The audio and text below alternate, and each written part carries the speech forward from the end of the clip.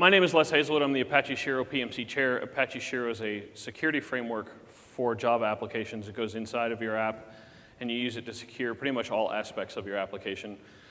I'm also the CTO of Stormpath. We are an identity management SaaS. We're fundamentally a REST JSON API that automates authentication and access control for developers building apps. So all of the difficulties with attack breaches with accounts and password storage and things that have other larger companies have suffered this year, we solve that problem and also offload a lot of the development effort, so you don't have to worry about building this stuff anymore. So that's what we do. As I mentioned, Shiro is a security framework. We're an Apache top-level project, shiro.apache.org. And the basic principle of the framework, more than anything else, is to keep things very simple, easy to understand, and allow people to get up and running quickly securing their applications. So we really focus on simplifying things and making sure that security, which is traditionally a very complex topic, can be done very easily and simply. So Shiro does a lot of things. It's built on what the Shiro team calls the 4 cornerstones of application security, and that's authentication, authorization, cryptography, and session management. We're just going to be talking about the session management features of Shiro today. How many people here are familiar with Shiro or have used it or at least know what it is? Can I get a show of hands? Okay, decent number of people. So we won't be able to talk about authentication authorization. It's only a 30-minute talk, but we are going to kind of do a quick deep dive into the session management capabilities. Just some kind of quick review, though. Shiro is based around this notion of a subject, and this, if you're familiar with JOS or the Java security model, this is not the JOS subject. This is Shiro's own interface or representation of it. And the subject basically represents the currently executing user. And one of the foundational principles of Shiro is that Shiro should work in every environment, not just web environments. So this call will work in a web application, it'll work on a command line application, it'll work in a server, it'll work, we're doing some work right now incorporating Shiro inside of Cassandra. It works inside of ActiveMQ. The idea is that this works anywhere. And once you acquire the currently executing subject, you can do all sorts of security operations like logging in, doing access control checks, like whether they're permitted to do something or not, or whether or not they have a particular role. That is the core of Shiro's kind of API from an end-user developer perspective. But let's drill down into session management features of the subject. Session management is, as you might expect, it's a temporal data context associated with a specific application user, the person using the application. And so session management is managing that lifecycle. And it's exactly what you're used to. HTTP-based applications have sessions. That's what we're talking about. Shiro's features, we support heterogeneous access, meaning you can have a Java client and a Ruby client and a command line client and a web application client all be talking to and using the same HTTP session, which is traditionally usually limited to a particular client. But for advanced use case scenarios, like maybe a desktop user interface is in sync with the web application, that's possible with Shiro. Everything in it is POJO-based, so it's very simple to use. We have POJO accessors and setters for everything that's configurable in the project. There's no special or crazy APIs. There's an event listener construct, so you can listen for interesting events, when the session's expired, when it's been deleted, or when it's been created. We also retain the host address from where the session was initiated, so you can leverage the host address for certain security policies. It's only recommended to do that in intranet environments, because with HTTP proxies and caching servers and whatnot, IP addresses and host names are not that reliable outside of the intranet. And we support inactivity and expiration support. So this particular use case is if you're building a rich client application, and maybe you're interacting with that rich client app for 30 minutes or more. Maybe it's a graphics editing program or whatever. But if you're not actively communicating with the server will time out the session. So Shiro supports this touch mechanism that allows you to keep the session alive for as long as the user's using the app. And it's transparent in web use for Java apps. So you can interact with the normal servlet request API, the normal HTTP session API, and Shiro will honor those API calls. So that means you don't have to change existing code to leverage Shiro. And one of the biggest things about Shiro's session infrastructure and what we'll be talking about today is it provides container-independent clustering. So if you try to cluster on Jetty or you try to cluster sessions on Tomcat or JBoss or Geronimo, what have you, each one of those containers does it slightly different. With Shiro, you can do this once, and it's portable across every application. So that's one of the big draws to why you might want to use that. So this is how you get a session. You get the access to the current subject, and just like the servlet request API, you can either pass in a Boolean or not to indicate whether or not the session should be created or not. So the first call guarantees that a session exists. The second one gets it if it exists, and if it doesn't exist, it returns null. So kind of what you're familiar with the servlet request API. And the session has a number of methods on it that you would expect. Again, these are very similar to the HTTP servlet request API, the HTTP session API. You can get set attributes. There's this additional touch method that I mentioned, but no surprises here. But let's drill down into how this works within Shiro's code base so you can see how sessions interact with the framework as well as interact with the data store. So when you call getSession, it gives you an object, a session object, which is an interface. And in reality, this is a proxy, not a Java runtime AOP proxy. It's an actual Java-based code level proxy. That proxy is a session manager. And any interaction that you have with a session actually delegates to the underlying session manager who's responsible for making sure that everything's working correctly. The session manager, in turn, has a session factory that it can use. And the session factory is used to create brand new session objects as they're required. And so you might get a session factory creating an object and then going up the chain so your code can use it. There's also a session DAO that it delegates to store all sessions. And the session DAO, in turn, has access to a session ID generator, so you can use different ID generation strategies. There is a session cache that can be leveraged to ensure that you're constantly referencing the session in memory and you don't have to necessarily go to disk or go to the network every time. And then finally, there's the data store. And that's really what we're going to be talking about here today, is using Cassandra as that data store. Additionally, there's also something that's important to know. There's a session validation scheduler in Shiro's architecture. And this is required for data stores that don't have the ability to purge sessions that are expired or no longer used. And it's really important to ensure that the data store doesn't exhaust its space over time to make sure that things stay clean.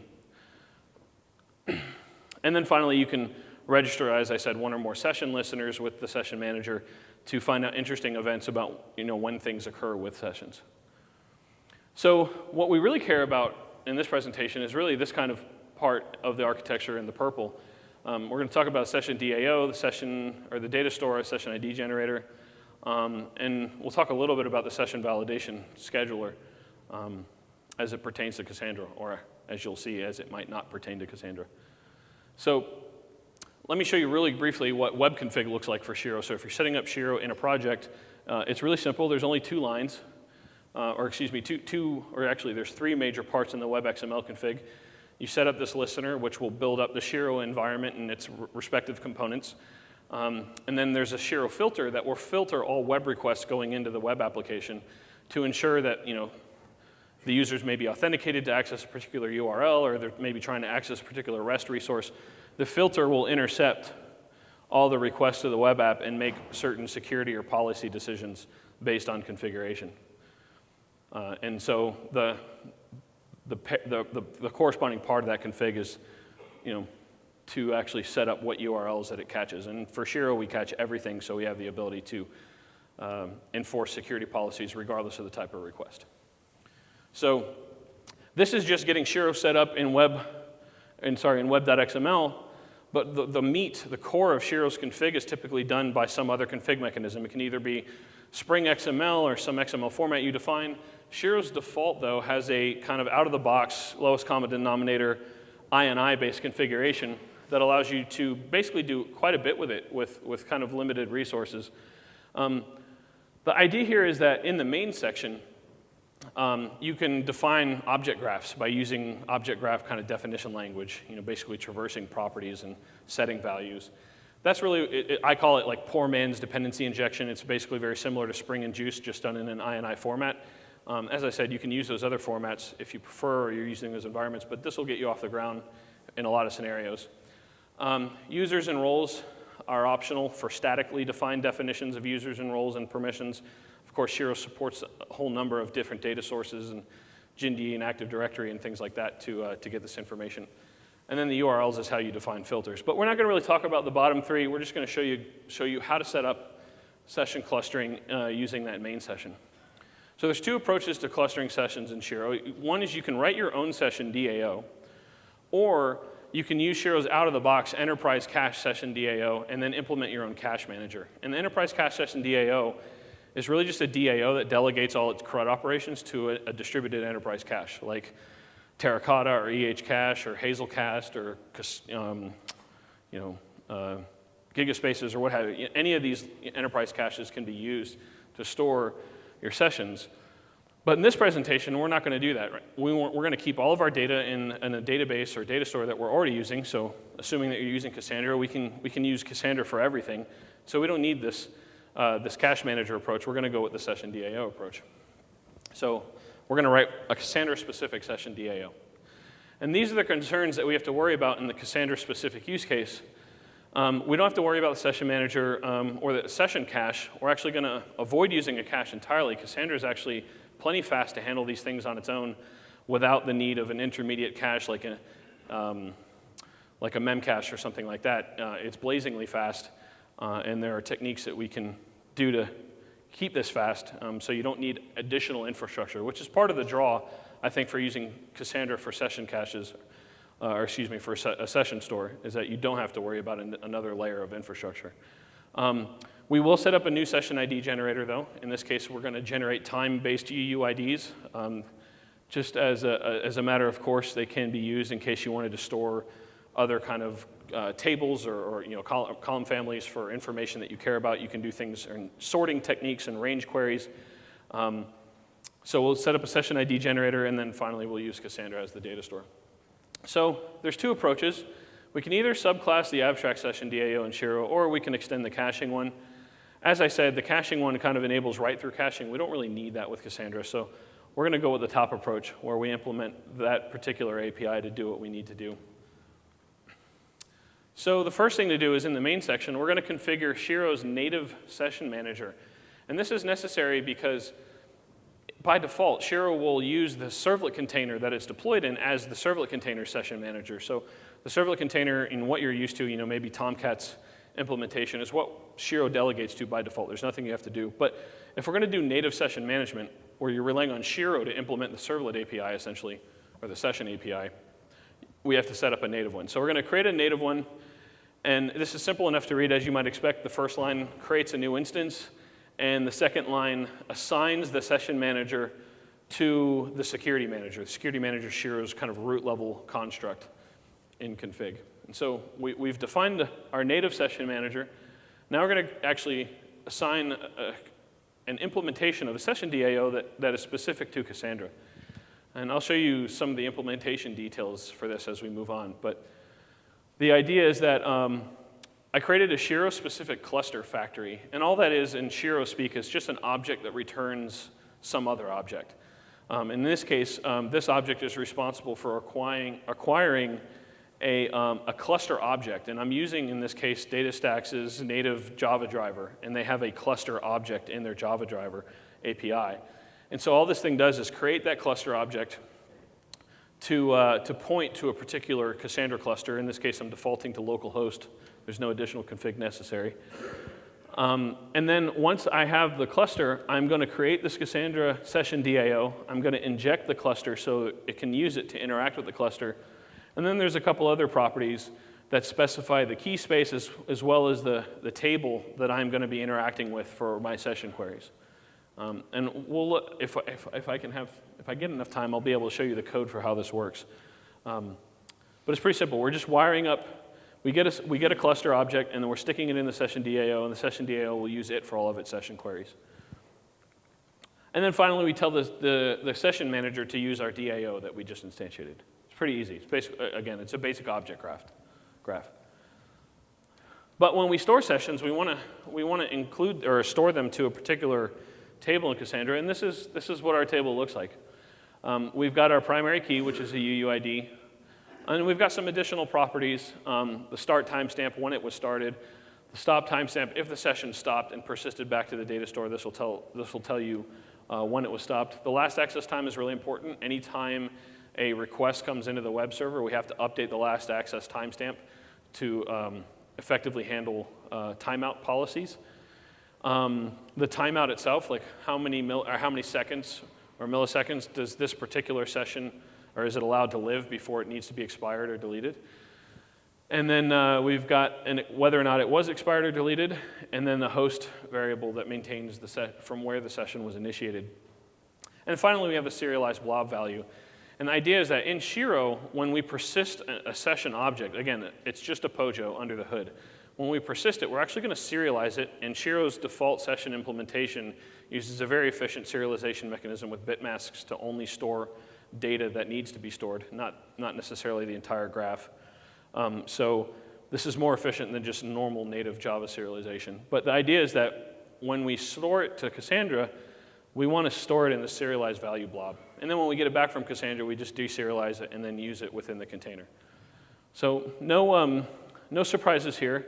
One of the interesting things I need to point out, though, is that all Shiro needs is the serialized value and, of course, the ID. We do lookups by ID. And it really lends itself well to Cassandra's architecture because Shiro, by default, doesn't need to support any kind of querying mechanism. It just says for given an ID, maybe that comes in as a session ID cookie or a JSession ID request parameter, go ahead and acquire the session for me corresponding to this ID. There's no, find me all sessions that are older than 10 minutes. There's none of that in the native API. You could implement queries like that for your own benefit, but it's not required by Shiro. So all Shiro needs is the ID and the actual serialized value. The other values in this table are really there for kind of query convenience. If you do queries on the table and you want to see this information, it's there for you to visualize it. But Shiro doesn't need it. But I included it just because it's convenient. It's really not that much extra data, and it's useful in debugging or if you need to interact with the table. So this is how we create our table. But what about the session validation scheduler? I mentioned before you have to use a scheduler to make sure that session orphans don't fill up the data store over time. And the simple answer to that is that we can leverage Cassandra's TTL functionality to auto-expire or auto-remove data that's in Cassandra. And this is really convenient because the nodes in your web architecture that have or reference sessions don't need to run a scheduler on each node. You don't have to coordinate scheduling between nodes. You can just rely on the data store to take care of this auto-delete functionality when the session is expired. So because we don't need to use a scheduler, we'll tell Shiro just to turn that off. So in this case, by default, session validation is enabled, and it should be to prevent orphans. But we're going to tell Shiro not to worry about it because Cassandra's got us covered.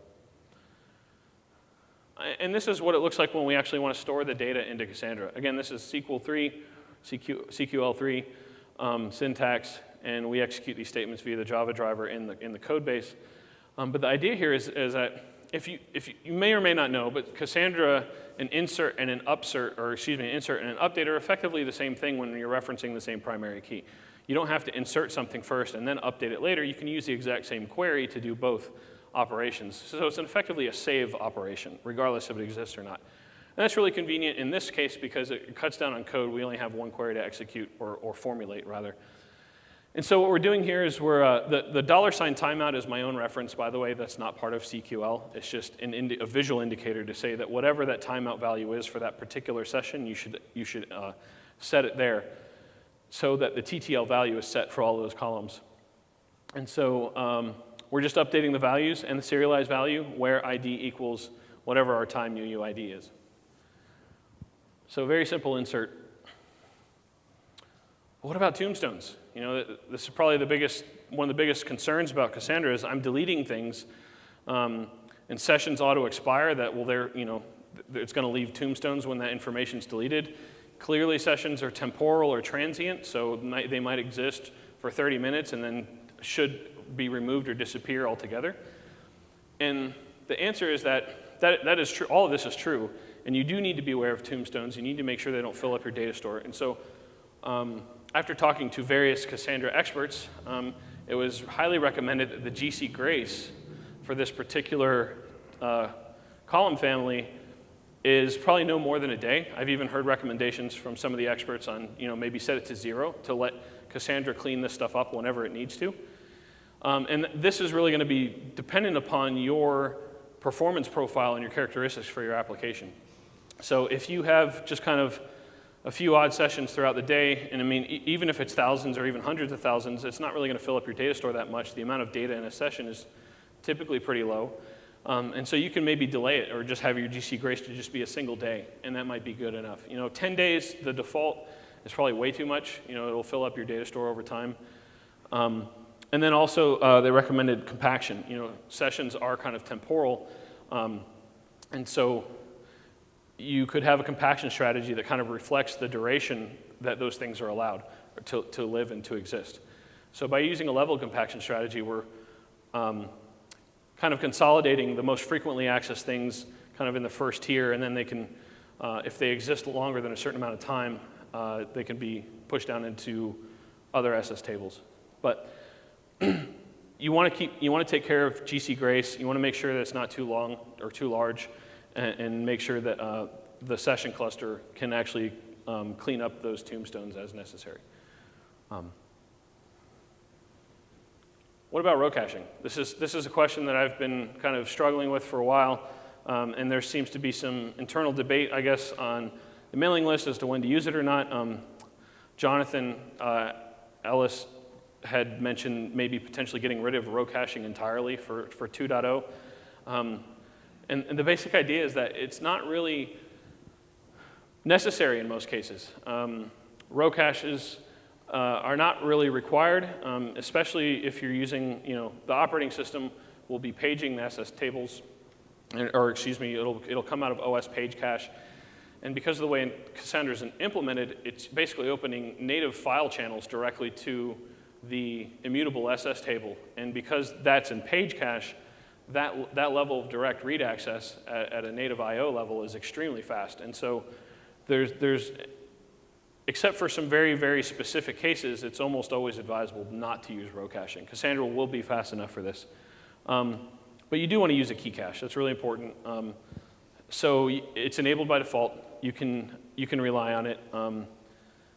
And so you really don't have to worry about row caches. And as an example, I did some performance testing on this where I was slamming a local cluster.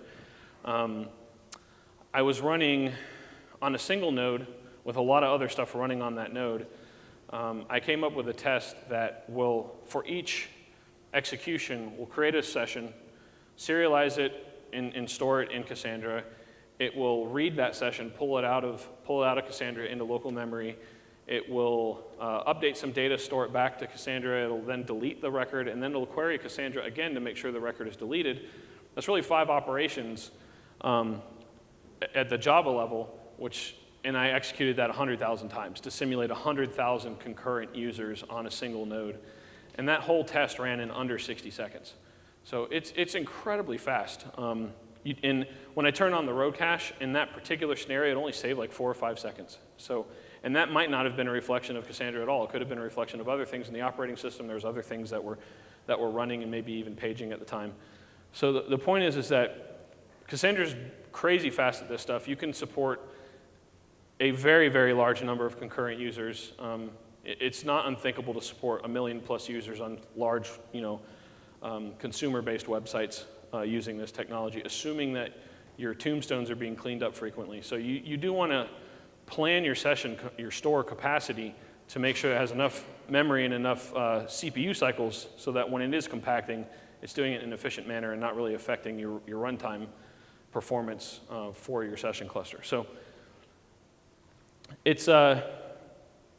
we've been using it in a testing environment, and aside from the performance testing, we've seen really, really good results from this. Again, the key here is that you want to focus on the key cache. Make sure key cache is enabled, and then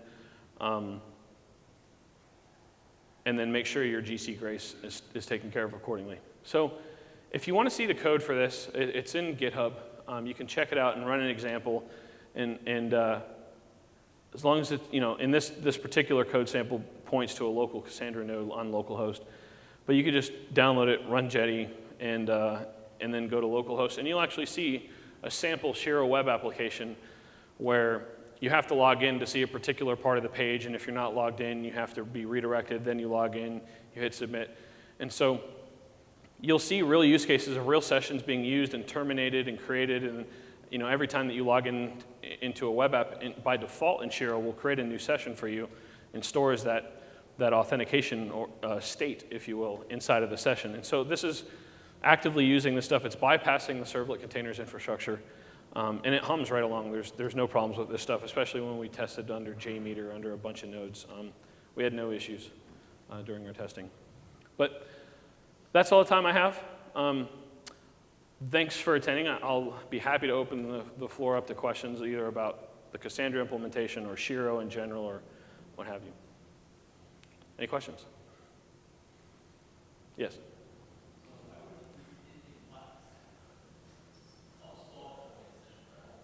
So why would you use anything but Cassandra as a store?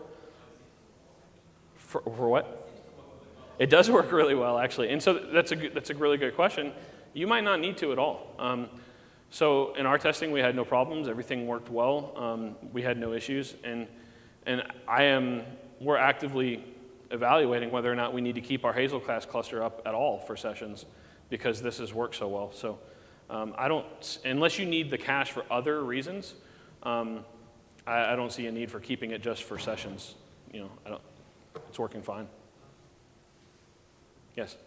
You mentioned that you were able to get away without any extra caching appliances with the use of Cassandra. Yep. Do you foresee any use cases? Well, for sessions.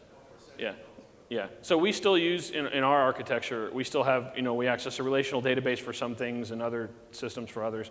And in that case, we might use, we're using JPA or Hibernate. We'll keep a caching cluster available for its needs, but we don't need it for Cassandra's needs. Does that answer the question? Okay. Anything else? Cool. Well, I wish I could have shown you some of the code. The session DAO implementation is fairly trivial, but it does use the Cassandra driver, which is pretty nice. It's got a very JDBC feel, with result sets and iterating over them. And then the SQL is, you've seen it, it's trivial. You only really need one table and one upsert query. And that's pretty much it. Well, the delete operation too for Shiro's needs, but other than that, it's very easy to use. But again, this is a Shiro-specific thing. You could use it for other kind of session implementations. I'm sure you could take the same technique and plug it into Cassandra's or Tomcat's caching infrastructure, but I'm biased. Why would you do that when you can have a portable implementation? Well, thanks for your time, guys. I'll be here to answer any questions if you have anything else. Check out the code on GitHub. It's open source under the Apache license, so you can do whatever you want with it. Thanks for your time.